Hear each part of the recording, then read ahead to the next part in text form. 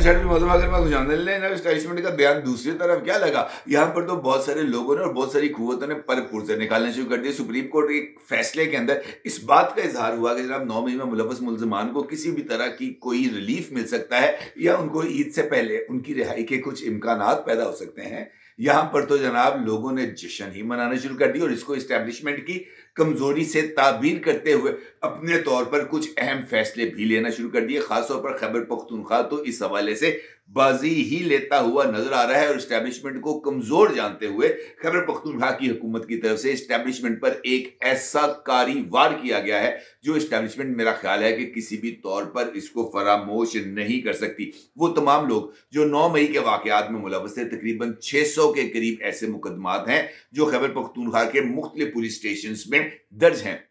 9 मई के वाकयात में मुलव्वस अफराद के लिए। आज जनाब खैबर पख्तूनख्वा के एडवोकेट जनरल जनाब शाह फैसल साहब की तरफ से इस बात का ऐलान कर दिया गया है कि गंडापुर की हुकूमत जो है वो इन 600 मुकदमात को वापस लेने के लिए न सिर्फ तैयार है बल्कि इन मुकदमात को वापस लेने के लिए अमली इकदामात का आगाज शुरू हो चुका है। और इसके लिए जो जवाज तलाश किया जा रहा है वो जवाब यही है कि जनाब सुप्रीम कोर्ट ऑफ पाकिस्तान से चूंकि मामूली जराइम में मुलव्वस अफराद के लिए बरीयत का ऑर्डर आ गया है और खुद अटॉर्नी जनरल ऑफ पाकिस्तान की तरफ से इस बात की यकीन दहानी करा दी गई है कि जनाब ईद से पहले हम इन तमाम बंदों को रिहा कर देंगे। लिहाजा अब अगर वहां से इस बात के फैसले आ रहे हैं तो फिर हमको भी इसी तरह के इनिशिएटिव ले लेना चाहिए। क्या ये इस्तदलाल दुरुस्त है? बड़ा ही इंपॉर्टेंट सवाल है। सवाल ये भी है कि क्या इस सारी सूरत हाल में इस्टेब्लिशमेंट सत्तूपी के सो रही है और उसको इस बात का अंदाजा नहीं कि उसके नाक के नीचे क्या हो रहा है, खासतौर पर एक ऐसे इशू के हवाले से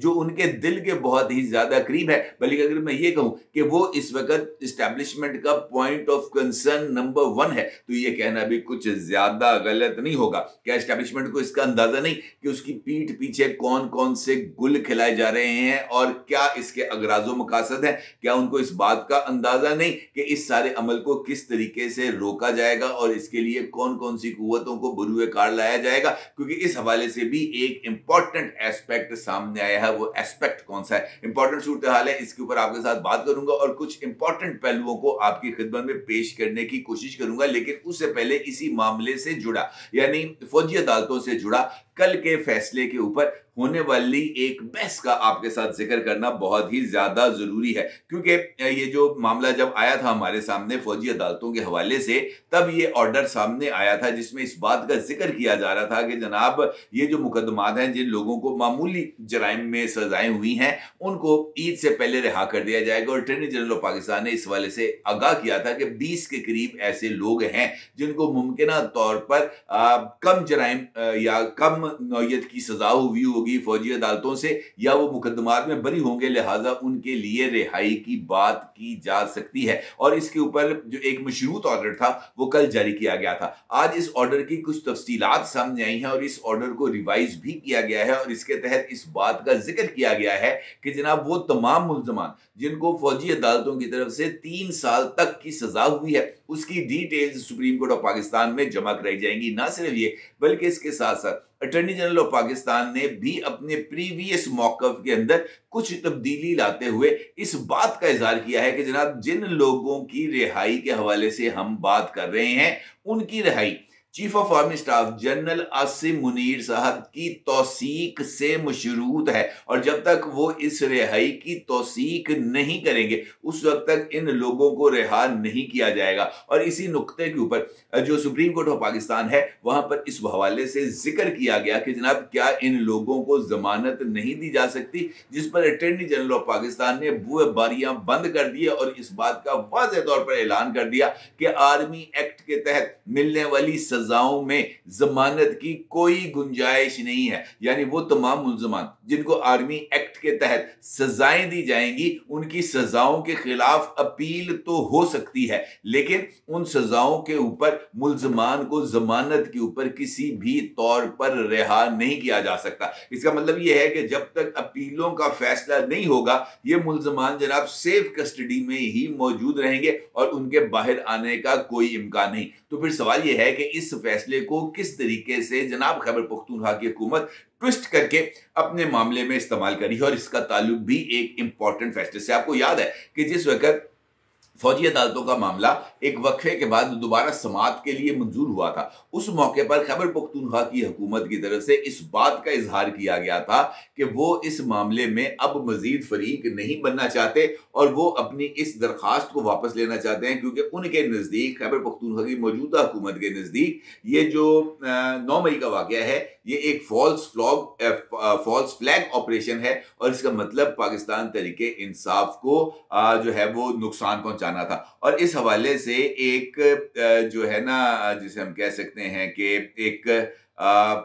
एक करारदाद वो सुप्रीम कोर्ट ऑफ पाकिस्तान के रूबरू पेश की गई। अब इस हवाले से भी इंकशाफ हुआ है कि ये इंट्रा कोर्ट अपीलों को वापस लेने के हवाले से जो करारदाद पेश की गई थी या जो खैबर पख्तूनख्वा की काबीना का फैसला था उसमें भी इख्तलाफात मौजूद थे और ज़राए के मुताबिक KPK काबीना ने इख्तलाफ राय के तहत इंट्रा कोर्ट अपील वापस लेने का फैसला किया गया था। वजीर आला KP सेक्रेटेरिएट ने काबीना अरकान से हंगामी बुनियादों पर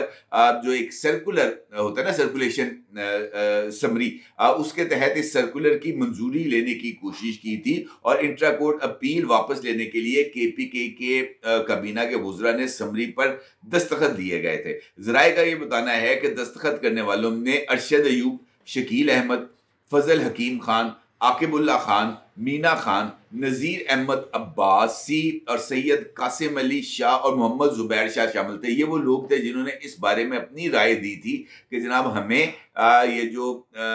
इंट्रा कोर्ट अपील है इससे अपने आप को अलग कर लेना चाहिए और खैबर पख्तूनख्वा का इसके हवाले से कोई ताल्लुक नहीं होगा। जबकि 7 ऐसे वुज़रा थे जिन्होंने अपील वापस लेने की समरी पर दस्तखत नहीं किए थे। जिन काबीना अरकान ने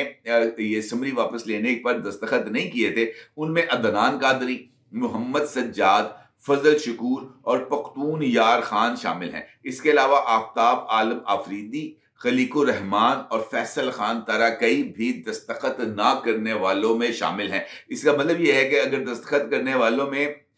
जो है वो 8 लोग शामिल हैं तो दस्तखत ना करने वालों में 7 लोग शामिल हैं और कसरत राय से इस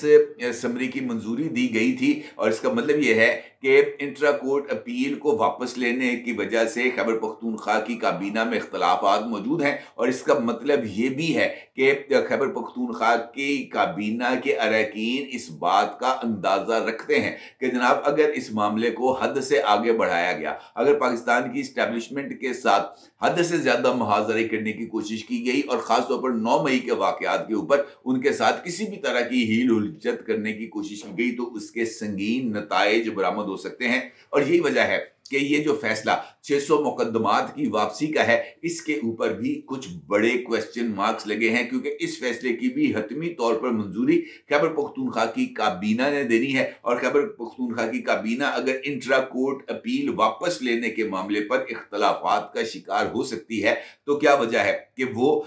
ये जो 600 मुकदमान हैं इनको वापस लेने के मामले पर इख्तलाफ राय का शिकार नहीं हो पाएगी। अब ये बात सबको इल्म में है कि इस वक्त पाकिस्तान की इस्टेब्लिशमेंट दबाव का शिकार है। इस बात से भी किसी को कोई दो राय नहीं हो सकती कि इस्लामाबाद हाई कोर्ट के जज साहिबान की तरफ से तहरीर किए जाने वाले मकतूब जिसमें अदालती मामलात के अंदर इस्टेब्लिशमेंट की मुदाखलत का जिक्र किया गया था, वो इस वक्त इस्टेब्लिशमेंट के लिए एक पॉइंट ऑफ कंसर्न यकीनी तौर पर मौजूद है। और इसी एक नुक्ते का इस वक्त मुझे ऐसे लगता है कि खैबर पख्तूनख्वा की हुकूमत कोई फायदा उठाने के चक्कर में है, क्योंकि उनको इस बात का अंदाजा है कि ये मुकदमात जो इस वक्त मौजूद है ये किसी न किसी लेवल के ऊपर, कुछ मुकदमात जो हैं वो मिलिट्री कोर्ट्स में मौजूद हैं और कुछ मुकदमात इंसदादे दहशतगर्दी की अदालतों में मौजूद हैं और अदालतों से ही इन मुकदमात को वापस लिया जाएगा। ऐसे नहीं हो सकता कि पुलिस जो है वो FIR की कापियां जो है वो फाड़ के फेंक दे के जना मुकदमात खत्म हो गए। चूंकि ये मुकदमात दर्ज हो चुके हैं, FIA इनरोल्ड हो चुकी हैं, लिहाजा इन मुकदमात को विड्रॉ करने के लिए भी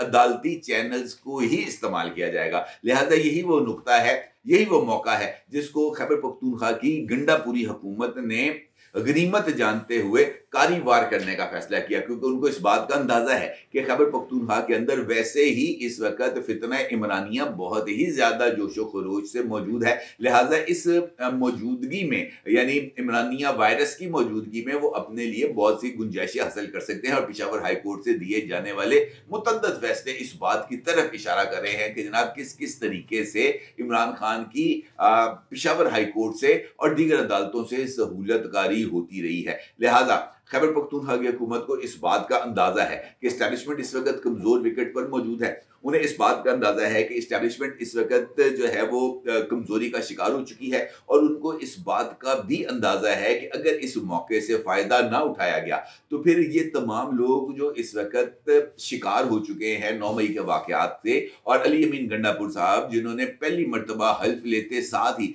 इस बात का ऐलान किया था कि जनाब मैं ये तमाम मुकदमात वापस लूंगा, अगर वो ये मुकदमात वापस नहीं लेते तो ये पाकिस्तान तहरीक इंसाफ के पॉलिटिकल बयानिए के लिए एक बहुत बड़ा सेटबैक होगा। लिहाजा उनको इस तरफ आना ही था, और ये मौका चूंकि उनको एक गॉड गिफ्टेड एक चीज उनको मिल गई है, या इसके लिए भी उन्होंने किसी ना किसी तरीके से बैक चैनल को राब्ते किए होंगे, तो उसका इनको फायदा हुआ। अब वो ये समझते हैं कि जनाब इस मौके पर अगर हम अदालतों के जरिए पाकिस्तान तहरीक इंसाफ के इन 600 मुकदमात के हवाले से कोई भी रिलीफ लेने की कोशिश करेंगे तो इसके ऊपर किसी को कोई एतराज नहीं होगा। लोग यही समझेंगे कि जनाब चूंकि अब इस वक्त जो है वो एजेंसियों का अब प्रेशर नहीं था अदालतों के ऊपर, अब चूंकि अदालतें आजाद अंदाज में काम कर रही थी, लिहाजा किसी भी दबाव के बगैर किए जाने वाले फैसलों के नतीजे में ये जो मुकदमात थे 9 मई के तमाम ये खारिज हो गए। इस बात को पोर्ट्रे नहीं किया जाएगा कि जनाब खैबर पख्तूनख्वा की हुकूमत ने जो है वो इन मुकदमात को वापस लिया, बल्कि चूंकि अदालत के अंदर ये फैसला आएगा जनाब इन मुकदमात को खारिज किया जाता है, लिहाजा उस मुकदमे को खारिज होने को पाकिस्तान तहरीक इंसाफ अपने सियासी बयानिए की तरवीज के लिए न सिर्फ इस्तेमाल करेगी बल्कि इसके लिए ढोल बजाएगी। अब इस सूरत हाल में ये एक बड़ी एक लॉजिकल सी बात है, और कोई भी सियासत का तालिब इल्म या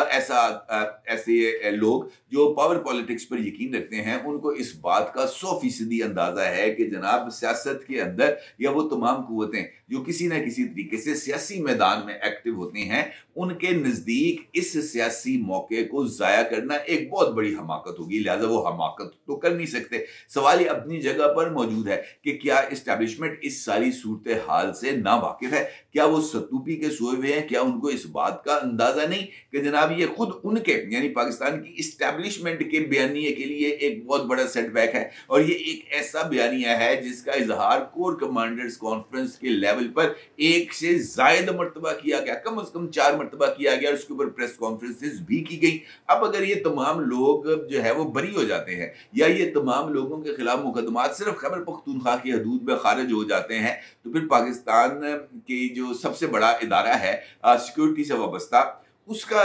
जनाब क्या रह जाएगा लोगों की नजरों में, उसका तो रोब दबदबा जनाब सारे का सारा बकौल शरीफ से बढ़ के रह जाएगा। जब उनका रोब दबदबा खत्म हो जाएगा तो फिर वो सारा तंतना, वो सारी जो उनके जो इस वक्त मौज लगी हुई है वो सारी की सारी खत्म, जो इख्तिदार और इख्तियार जो उनके पास था वो सारा खत्म। इसका मतलब ये है कि उनको भी इस सूरत हाल का किसी न किसी लेवल पर अंदाजा है, लिहाजा वो इस बात के लिए उन्होंने गुंजाइश रखी है कि जनाब अभी भी ये जो कार्रवाई है ये हमने रोकी है, हमने भी हमारे और मुल्ज़मान मौजूद हैं और उन मुल्ज़मान मुख्तलिफ जगहों पर मौजूद हैं, और उन मुल्ज़मान को भी हमने अपने ही कटहरे में लेके आना है, यानी ऐसी सारी चूजें हैं इनको हमने अपने ही डरबे में लेके आना है, और जब तक हम इनको अपने डरबे में लाकर सजाएं नहीं देंगे उस वक्त तक हमारी रूह को चैन नहीं मिलेगा। इसका मतलब यह है कि जैसे जैसे ये मामला किसी न किसी लेवल पर आगे बढ़ेंगे, इन लोगों की कस्टडी दोबारा फौज के हवाले करने के लिए भी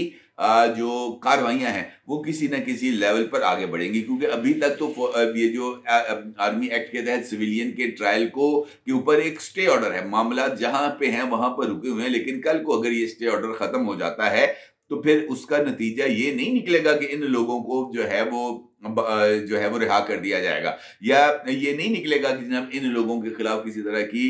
फौजी कार्रवाई नहीं होगी, बल्कि फिर उसके नतीजे में 2/3 अक्सरियत के जरिए आर्मी एक्ट के अंदर तरमीम होगी, आईनी तरमीम होगी, और फिर फौज को बाज़ाब्ता तौर पर इस बात का इख्तियार दे दिया जाएगा कि जनाब हुण तुसी इन्हां नूं निबड़ो, और फिर उसके बाद ये जो निबड़ने का अमल है वो उसका आगाज किया जाएगा। इस वक्त जो कुछ हो रहा है वो पाकिस्तान तहरीक इंसाफ के लिए सिर्फ अपने पॉलिटिकल बयानिए को नरिश करने की कोशिश है, क्योंकि ये एक मौका उनके हाथ आ गया है और वो इस मौके का भरपूर फायदा उठाना चाहते हैं अगर उनको इसका मौका मिला, जो बज़ाहिर उनको मिल रहा है। लेकिन मुझे ऐसे लगता है कि जैसे आने वाले दिनों में जब ये चीज़ें सेटल डाउन होंगी, जब ये गुबार बैठेगा, तब जो सूरत हाल है वो शायद एक नए रुख पर जाए, और वो रुख शायद पाकिस्तान तहरीक इंसाफ के लिए इतना ज़्यादा काबिल कबूल ना हो। अपनी राय को ज़रूर इज़हार कीजिएगा। आपका बहुत शुक्रिया। अल्लाह हाफ़िज़।